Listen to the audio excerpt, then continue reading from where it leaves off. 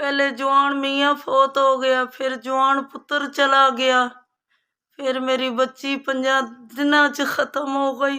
जो मेरे को कपाई पूंजी से मैं उहदे ते ला चुकी हाँ वो नहीं बच सकी। असी हथल हो गए, असी रोंदे फिरने गलियां बाजारां च कि साडा कोई वारस। 2 जुड़वा धीआं सन बच्चे। ਇਹ ਗੱਲ ਵੇ कि ਉਹਦੇ मैदे ते इन्फेक्शन हो गया, वो नहीं बच सकी। अज 10 दिन हो गए ने, खत्म हो गई।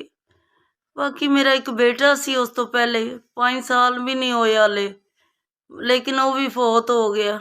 पहले उस तो मियाँ फौत हो गया, फिर बेटा फौत हो गया, फिर हुण बेटी चली गई है। एक बच्ची है मेरी। हुण असी बहुत कक्खां धोले हो गए हैं, साढ़े ते किराए चढ़ गए ने, साढ़े ते बिल होए ने, असी बहुत आजिज हो गए हैं।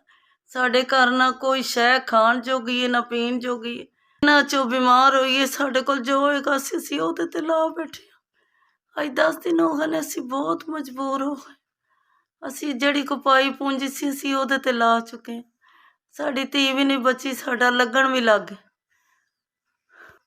असी खाण पीण तो परेशान होए। खुदा वास्ते करके साडी मदद करो, सानू कह के भी मदद करो, रब नू कोलो तरस करो साढ़े ते कि साड़ी मदद करो।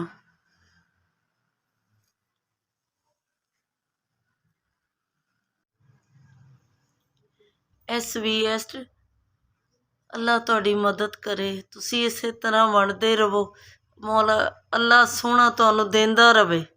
इसे तरह गरीबां दी मदद कर दिओ ते फिर दुनिया ते गरीबां कोलों दुआ ही लैनी जे अल्लाह बच्चे जीउण।